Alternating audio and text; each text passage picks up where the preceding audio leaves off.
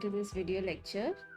And in this video lecture, I will be discussing previous year's NEET questions and explaining those questions. And as you can see on your screen, this is for the chapter Body Fluids and Circulation. And this is part 2 of the series. Alright, so let's begin. Alright, question number 1. Globulins contained in human blood plasma are primarily involved in, and you have your options A, B, C, and D. And as you can see, this appeared in 2009. Okay, so I would suggest you pause the video, think about your answer, and then come back to this question. Okay, so let's go through the options here. Option number A, osmotic balance of body fluids. So globulins are not responsible for osmotic balance of body fluids. So A is the incorrect answer. B, oxygen transport in the blood. Again, globulins are not responsible for oxygen transport in the blood. C, clotting of blood. No, globulins are not responsible for clotting of blood. And defense mechanisms of body. So the answer should be D. Okay, the answer should be D. So if you've written D, that means you've got the right answer. So let's discuss this question in detail. Answer D. So antibodies are gamma globulins. Let me just change this pen. Yeah.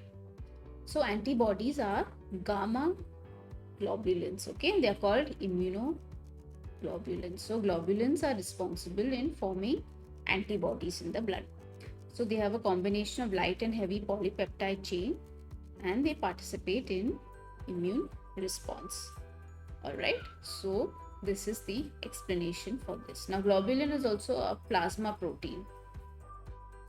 Just like albumin and fibrinogen, globulin is also a plasma protein. Albumin is involved in maintaining the osmotic balance of the body. I have already explained this in part 1, how albumin is responsible for maintaining the osmotic balance of the body, okay, by the process of oncotic pressure. Please refer to part 1 of the series where we have a similar question and I have explained how albumin is involved in that. Okay.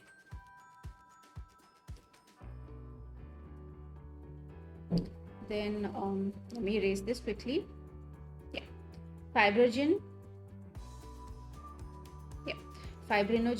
participates in the clotting of blood. Again, fibrinogen is a type of plasma protein.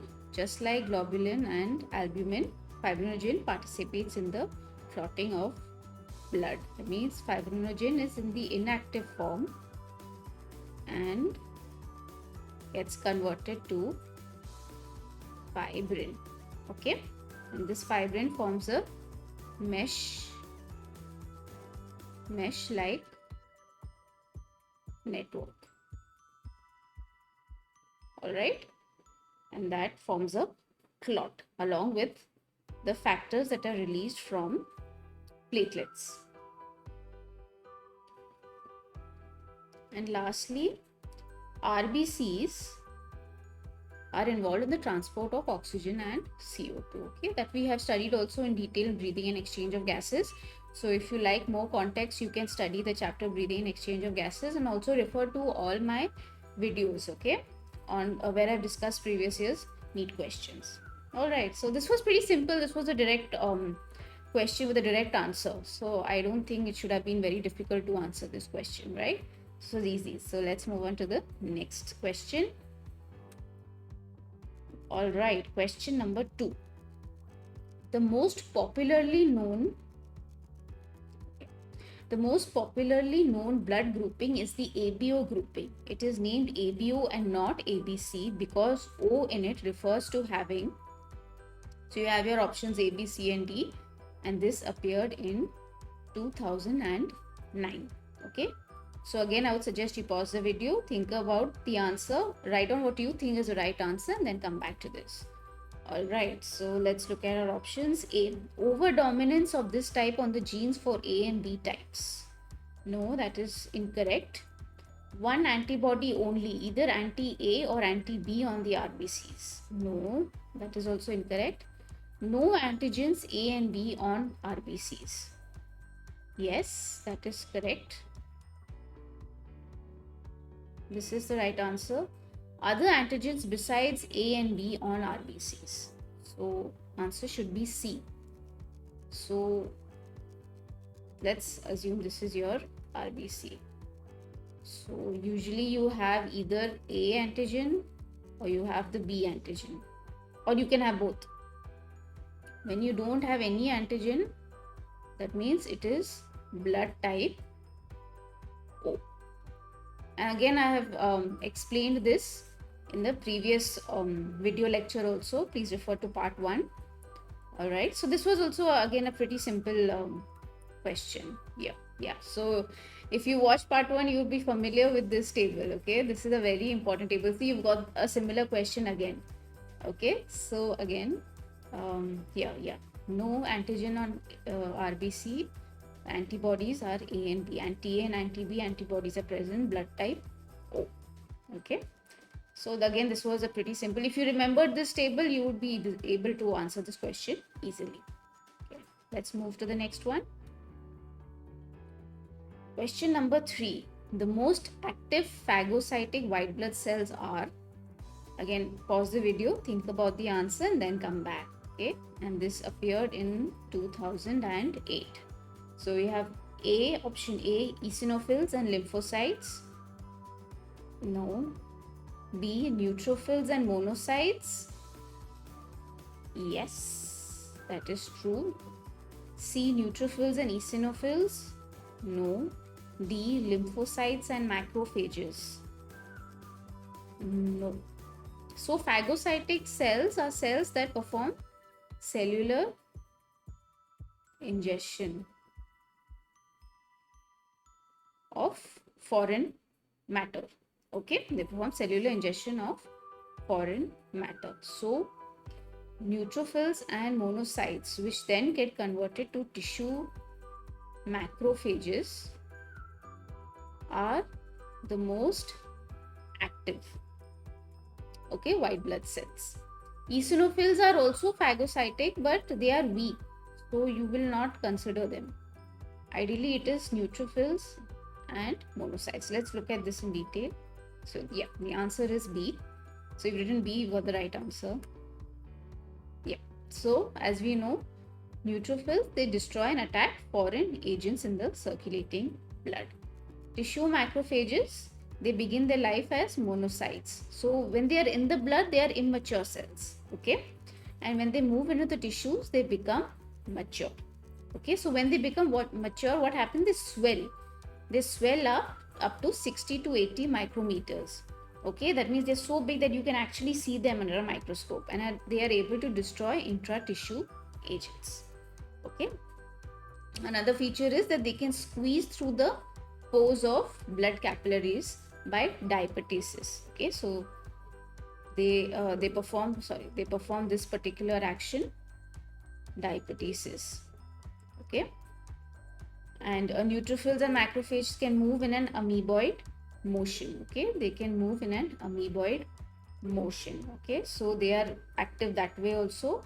Another important feature is that when an inflamed tissue occurs in the body, when there's an inflamed tissue, what happens? They release a lot of chemical substances. So this, let's say this is an inflamed tissue. Okay, and they release a lot of chemical substance, okay, around that area. So neutrophils and macrophages, they get attracted to this region.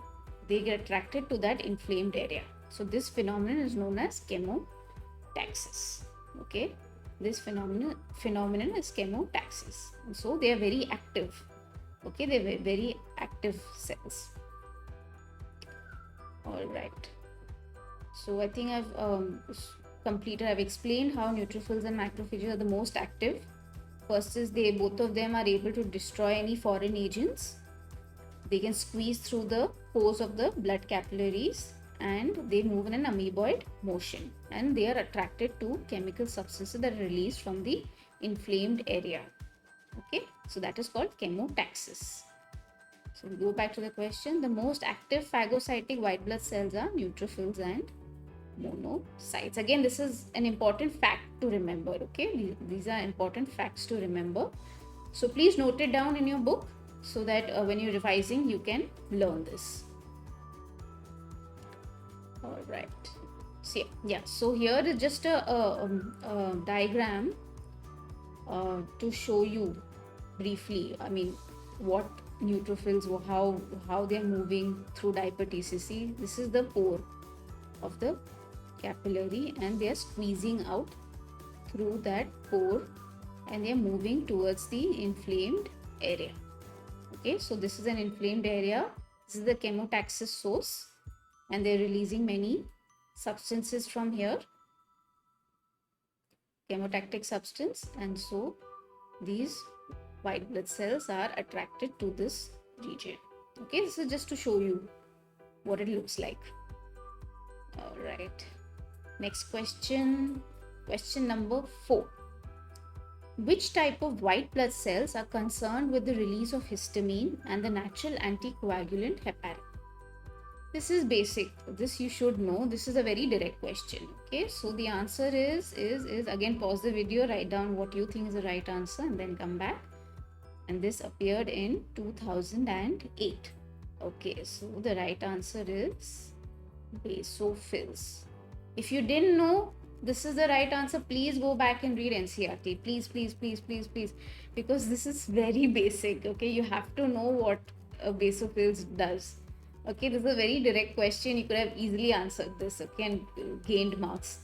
So I don't think you should get this incorrect. Okay, I don't think there's any scope for any mistake here. All right. So they release histamine and heparin. Okay, apart from that, let's see, basophils secrete histamine. They secrete serotonin also, which is a neurotransmitter.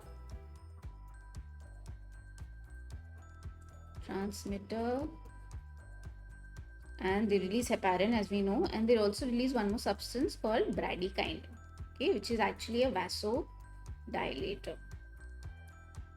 All right, so in case of any inflammation, the capillaries dilate with the help of bradykinin, so that relieves some effect of that inflammation. Okay, so it increases the dilation of the vascular structures.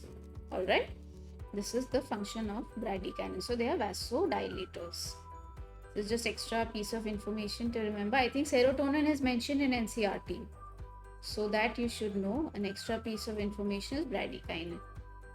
Okay. All right. Question number 5. A drop of each of the following is placed separately on 4 slides. Okay, which of them will not coagulate? Please read the question carefully. Which of them will not coagulate? Okay, always please remember to read the question. Okay, again, pause the video and think about the answer and then come back. Okay, so this appeared in 2007. All right, so you have A, blood serum; B, sample from the thoracic duct of lymphatic system; whole blood from pulmonary vein; D is blood plasma. So now let's look at it logically.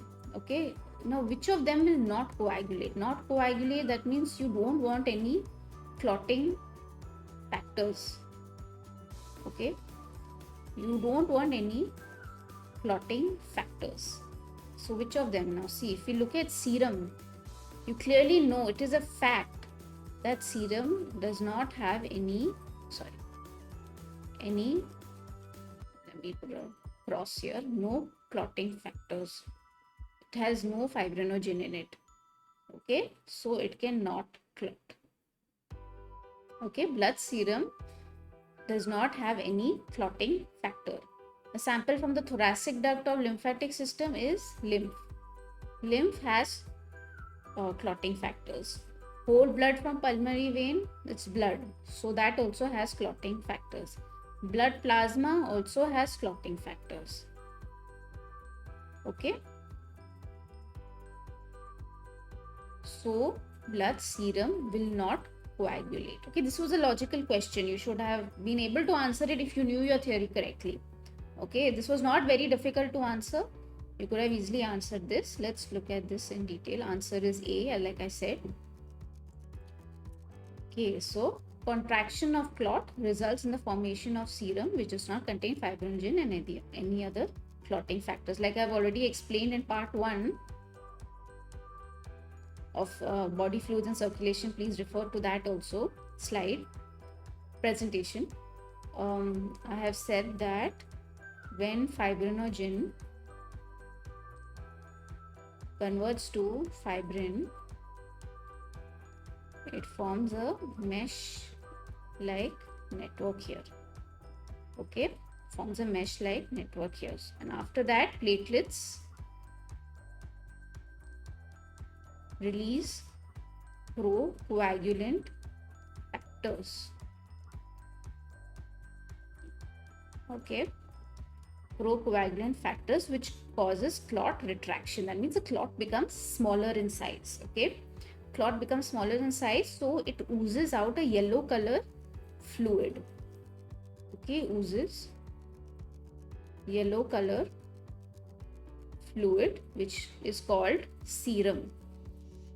Okay, this fluid is called serum, and this fluid does not contain any clotting factors. No clotting factors. Okay, this is the fact. Okay, there is no confusion in this. This should be simple to answer, but let's go back to the question. So what we see here is a logical question. If you knew your theory correctly and if you knew what exactly is where, you could have easily answered this question. I don't think this should have been very difficult for you. All right. Okay, so this was a quite good question here, since it needed logic instead of just learning facts. So you needed to use a little bit of your mind in this. Okay. Okay, next question. Right. Question number 6. Okay. You are required to draw blood from a patient and to keep it in a test tube for analysis of blood corpuscles and plasma. Okay, so you need to analyze blood corpuscles, your blood cells and plasma. That's your job. You are also provided with the following 4 types of test tubes. Which of these you will not use for this purpose? Again, please read the question carefully. You will not use for the purpose. Again, pause the video, think about the answer and come back. So this appeared in 2004. Let's go through the options. Option number A, test tube containing calcium bicarbonate. Now, you have a test tube that contains calcium bicarbonate. Okay, so will that help in the analysis of blood corpuscles and plasma? Think. Okay, so if you go back and think about the clotting process, calcium plays a very important role, okay, in clotting. It converts prothrombin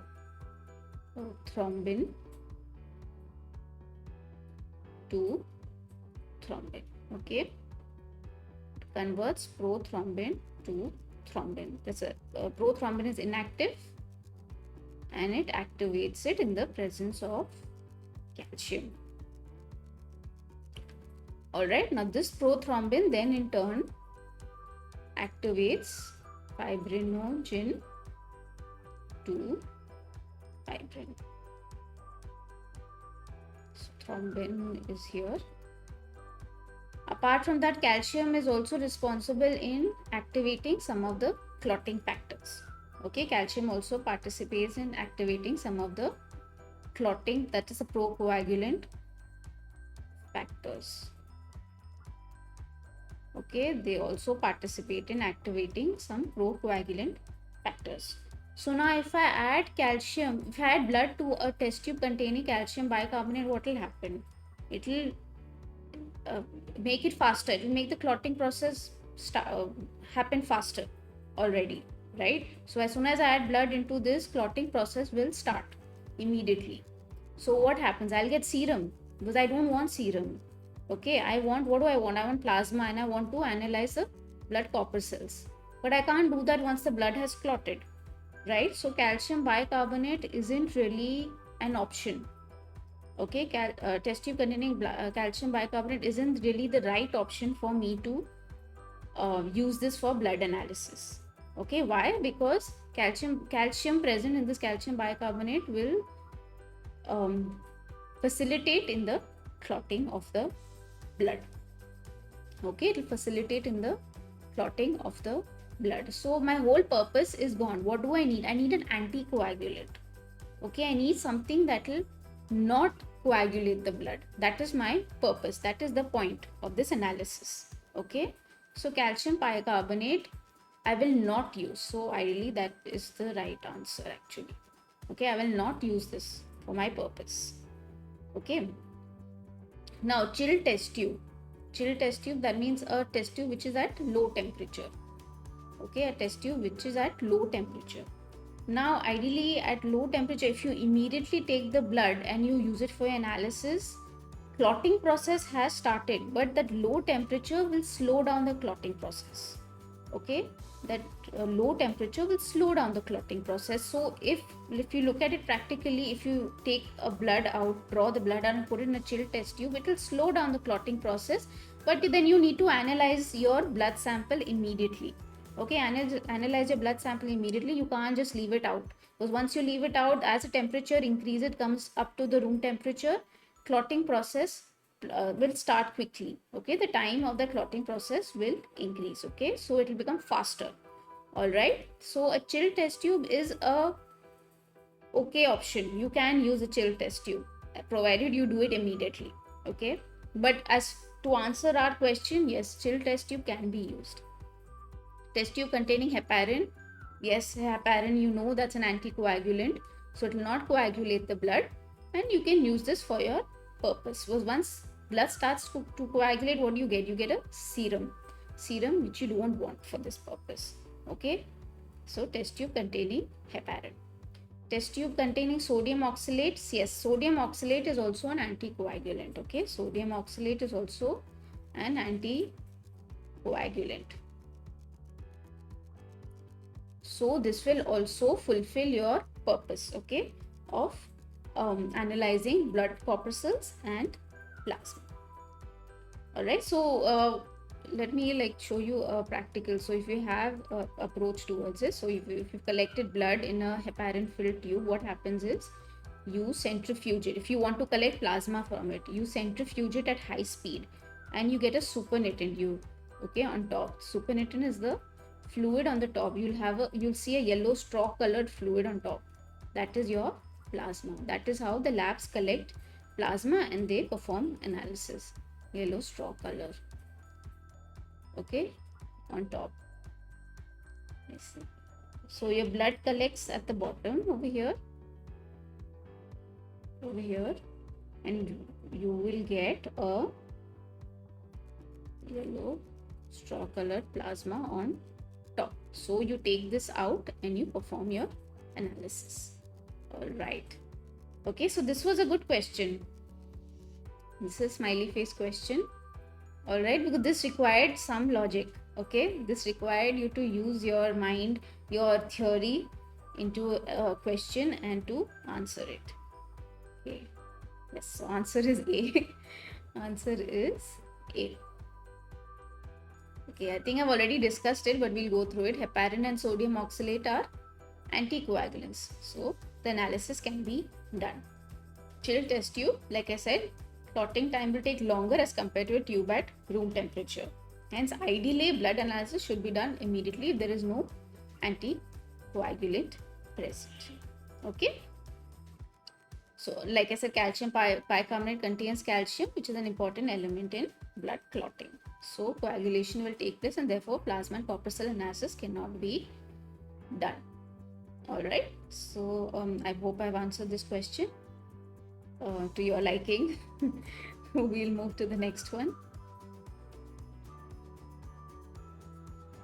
Alright, so we are in question number 7. Okay, in the ABO system of blood groups, if both antigens are present but no antibody, the blood group of the individual would be. Okay, again pause the video, think about the answer and come back. All right, so this appeared in 2003. Okay, so if both antigens are present, okay, but no antibody, so what would it be? What would it be? I've already shown you the table. This is quite simple. This is very direct. Answer C. Answer C. So if you've written answer C, you've got the right answer. Clearly, you need to remember the table. If both antigens are present, antigen on RBC A and B, but no antibody in the plasma. That is blood group A. So if you go back to this, yeah, both antigens are present but no antibody. Okay, so this was simple. Again, remember, again let me put a reminder here. Remember this table. Okay, it's very important. Question number 8. What is correct for blood group O? Okay, no antigens but both A and B antibodies are present. A antigen and B antibody present. C antigen and antibody both absent. A and B antigens and AB antibodies present. And this appeared in 2001. So what is the correct for blood group O? O means no antigens. Okay, no antigens but both A and B antibodies are present. So answer is A. Alright. This was again very direct. There should be no problem in answering this question. Alright. Again, we come back to this table again. This table is not going to leave us alone. Okay, this table is not going to leave us alone. I'll just put a smiley face here in the table because this is a very, very, very important table. Please note it down in your notebooks and please revise this table over and over again so that you can answer these questions very easily. They're very direct questions and you don't really have to think. If you knew of this table, you could have answered these questions easily. Okay, next question. Question number 9. Okay. Erythroblastosis fetalis. Wow. Okay. Is caused when fertilization takes place between gametes of. So again, pause the video, think about the answer and come back.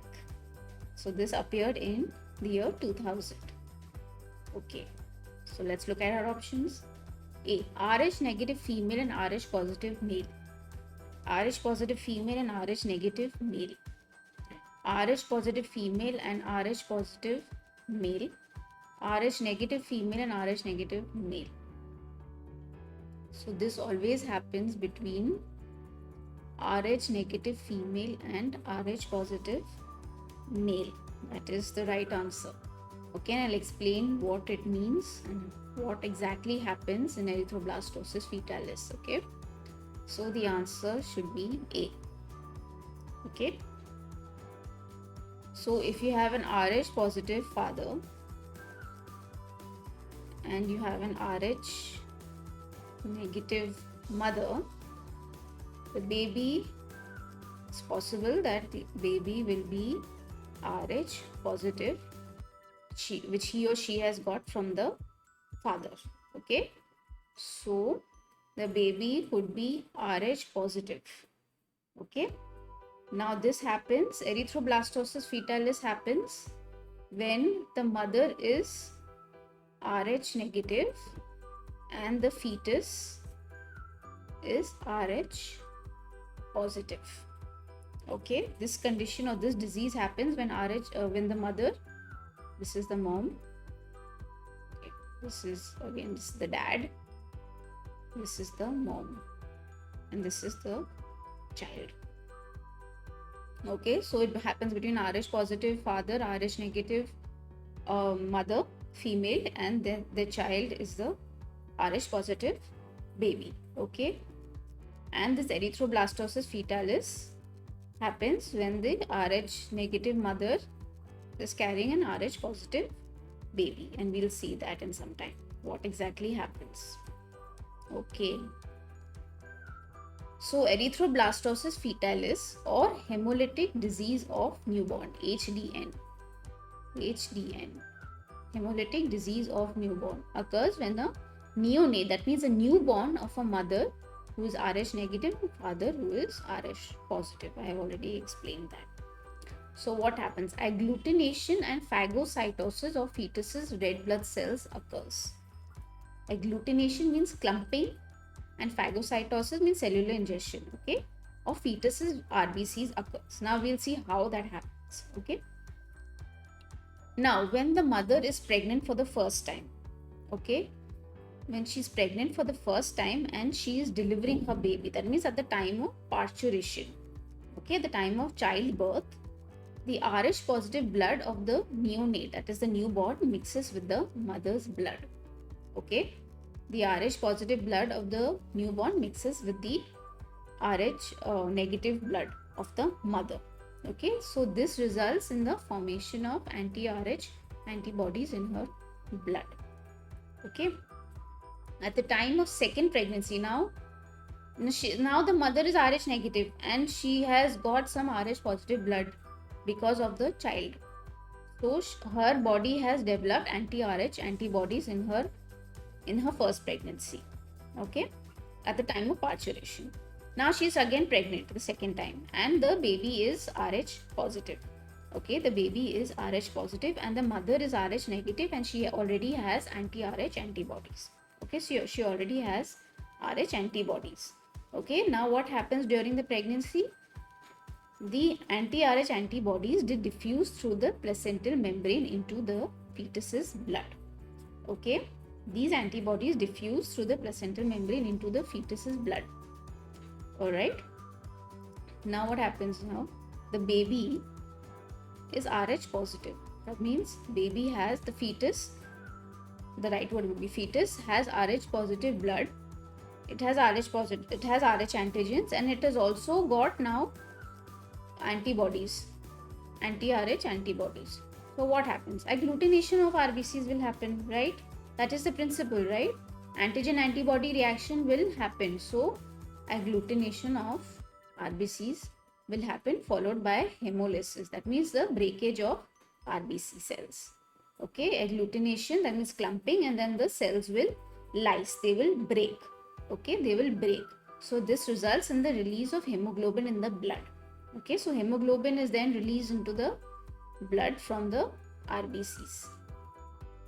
Okay, once hemoglobin is released in the blood, the fetus's macrophages are there. Okay, they convert the hemoglobin into bilirubin. Okay, they convert that hemoglobin, to bilirubin, which causes the fetus's skin to turn yellow. Okay, they convert that hemoglobin into bilirubin, and it causes the fetus's skin to turn yellow. So now what happens when the skin turns yellow? It looks like jaundice, okay, the jaundiced skin, okay. So the jaundiced neonate, that is a newborn, is born as an anemic because it has lost a lot of RBCs because of that antigen antibody reaction, okay. So it is anemic at birth, and the anti-Rh antibodies still continue to circulate. They still continue to circulate in the blood for 1 to 2 months, destroying more RBCs. Okay, they continuously circulating in the blood, destroying more RBCs. So now to compensate for those RBCs, what happens? So in an attempt to replace that, the liver and spleen become enlarged. Okay, so liver and spleen, they become enlarged and produce RBCs. Okay, the liver and spleen become enlarged and start producing RBCs. Also, this rapid production of RBCs from the bone marrow, they release immature nucleated blastic forms. Okay, now we're coming to the point. Okay, they're releasing immature nucleated blastic forms. Now they are desperate. There's a high demand for RBCs, so the bone marrow is releasing those immature nucleated RBCs. Okay, the blastic forms of RBCs. Okay, they're passed on from the bone marrow into the circulation. And the presence of these nucleated plastic RBCs, the disease is called erythroblastosis fetalis. Now you know why it's called erythroblastosis fetalis, because of the presence of the nucleated plastic RBCs. Okay, at the presence of these nucleated plastic RBC, the disease is called erythroblastosis fetalis. So usually when infants are born with this condition, with this disease, they don't survive. It is fatal for them. But those who manage to survive, they've survived the anemia, but they also exhibit permanent mental impairment. Okay, so there's permanent mental impairment or damage to the motor areas of the brain. Okay, there's permanent mental impairment or damage to the motor areas of the brain, and this is due to the precipitation of bilirubin in the neuronal cells. This condition is called kernicterus. This is a new piece of information. Okay, this condition is called kernicterus. This is just for your understanding, for your information. Okay, now how do you prevent this disease? Okay, how do you prevent it when you know that erythroblastosis fetalis is going to happen? What happens is, when the mother is pregnant, she is administered with anti-D antibodies. Okay, she's administered with anti-D antibodies at 28 to 30 weeks of gestation period. So when she's 28 to 30 weeks pregnant, she is given anti-D antibodies. So this prevents the formation of D antibodies during the second pregnancy. Okay, so this prevents the formation of D antibodies. That is why they're given anti-D antibodies for prevention. So now you understood what erythroblastosis fetalis is: the presence of those nucleated plastic RBCs in the blood, okay, of the fetus, of the neonate. Okay, so that is why it is called erythroblastosis fetalis, and it is fatal to the neonate, the newborn. All right. Again, like, if you like, I can explain it to you again. You have Rh negative. This is first pregnancy, and she has a child who's Rh positive. Okay, so at the time of childbirth, there is some mixing. Okay, some little bit of blood goes from the neonate into the mother. So what happens is, once Rh positive mixes with this Rh negative blood, anti-Rh antibodies are formed. Okay, anti-Rh antibodies are formed. That means antibodies are now circulating in her blood. What happens in the second pregnancy? Second pregnancy, again, she is Rh negative. She has antibodies here. Okay, this is the baby, and the baby is Rh, for the fetus is Rh positive. So these antibodies then diffuse through the placental membrane into the blood. So this is antibody. So what happens is agglutination and phagocytosis. Phagocytosis happens. Okay, agglutination, phagocytosis happens. Agglutination followed by hemolysis of the RBCs, and so the hemoglobin is released, and the tissue macrophages convert that hemoglobin into bilirubin. So the skin of the fetus becomes yellow. So when the baby is then born, when the fetus is born, it becomes a neonate. It is yellow. It has a yellow skin because of the bilirubin present, the free bilirubin present, okay, in the blood. So, and also at the time of birth, it is anemic. Why it is anemic? Because it is losing. There's a lot of lysis of RBCs. Okay, so it is losing RBCs. Okay, and for 1 to 2 months, the Rh antibodies, they continue to circulate in the blood. Okay, in the blood of the child, killing more and more RBCs. Okay, so then after that, what happens is, go back. This results in the enlarged spleen and liver. Okay, so to counter the demand of the RBCs, the lost RBCs,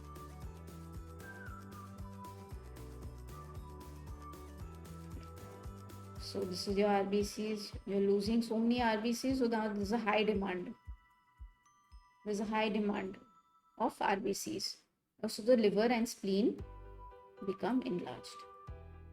Liver, spleen become enlarged, and nucleated blastic forms from the bone marrow begin to release. They begin to circulate in the blood. They release from the bone marrow and they begin to circulate in the blood. The presence of these blastic forms is called erythroblastosis fetalis. The presence of these nucleated blastic forms of RBCs is the reason why it's called erythroblastosis fetalis. Okay, so usually the infants, they die at birth because of the anemic condition, but those who manage to survive, they experience permanent mental damage, okay, brain damage. Okay, and so because of that, to prevent this disease from occurring, the mothers are given anti-D antibodies, sorry. So they're given anti-D antibodies, okay, 28 to 30 weeks of gestation. Okay, so to prevent the formation of D antibodies. I hope you know what RH is, because if you don't understand RH antigen, you will not be able to understand. This is there in NCERT. The erythroblastosis fetalis is not there in NCERT, but RH blood type is there. So please read NCERT. It is important. Okay, please read NCERT. It is important to understand RH blood type, where antigen D is the most active antigen, which creates a very big immunological response. That's why antigen D is the main RH antigen. Okay, fine. So this is erythroblastosis fetalis. All right, so I think I've answered your question. Cause when fertilization takes place between gametes of RH negative female and RH positive male. Okay, so if you knew this, you would have been able to answer this question correctly. Well, now you know. Now since you watched this video, we'll move on to the next question.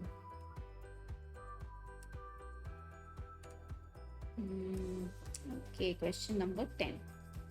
Which statement is true for WBC? Again, pause the video, think about the answer, and then come back. This appeared in 2000, the year 2000. A. Non-nucleated. No, that is not true. WBCs are nucleated, so we define the true statement. In deficiency, cancer is caused. No, there is nothing to do with that. Manufactured in thymus. No, WBCs are not manufactured in the thymus and manufactured in the bone marrow. Can squeeze through blood capillaries. Yes. Diabetes, and I have already discussed that in the earlier question for neutrophils and monocytes. So this was a direct question. This shouldn't have been difficult to answer. This question shouldn't have been difficult. Answer is D. Again, so WBCs can squeeze through the pores of blood capillary. This process is called diabetes. Again, you've already seen this diagram, right? So how the WBCs squeeze through these capillary pores in the capillary membrane. Okay. Again, this was direct. This shouldn't have been difficult to answer. Okay, question number 11. Which is the principal cation in the plasma of the blood? Again, pause the video and think about the answer. And this appeared in 1999. Okay, so we have option A, potassium, B, magnesium, C, calcium, D, sodium. And the answer you should have known, principal cation in the plasma is actually extracellular fluid. So what we're talking about is extracellular fluid. The answer is D, sodium. Sodium, you should have known this answer. The answer is D. But I believe this answer is not present in body fluids and circulation. So note it down in your books, please. Okay, because this is important. We'll look at the explanation again. So we have sodium, which is present 142 millimoles per liter. So this is the maximum. Potassium is 4 millimoles, calcium 2.4, magnesium 1.2. So this is straight up fact. Okay, it is sodium. You should have been able to answer this question easily. If you know this table, then clearly sodium is the principal cation in the plasma of the blood. Okay, let's move on to the next question. The blood group with antibody A and antibody B is another blood group question. With antibody and antibody B is again pause the video, think about the answer, and this appeared in 1999. So what is it? O. Answer A, blood type O. Alright, this was very simple, this was direct. Again, we'll come back to the table again. I've seen this table so many times now. You should have remembered it by now, you know.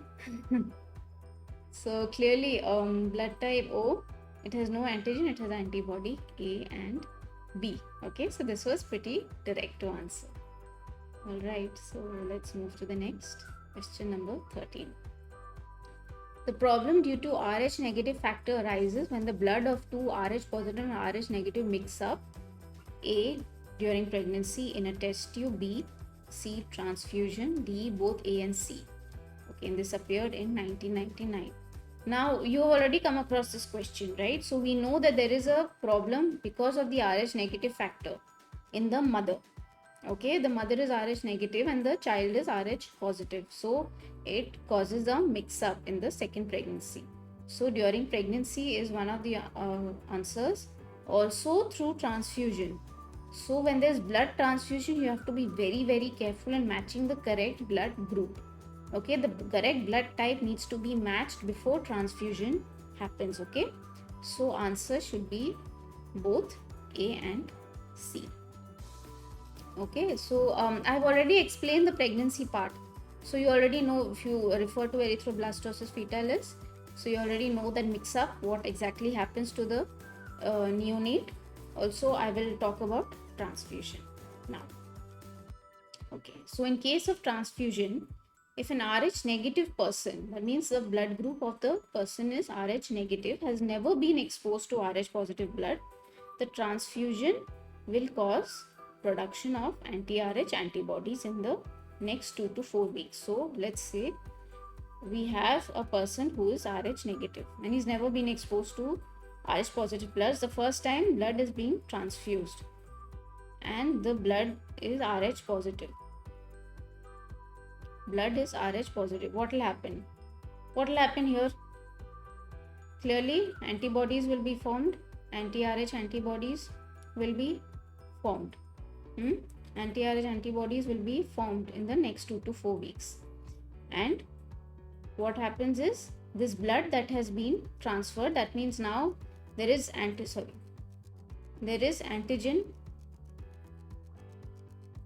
Let me use a different color.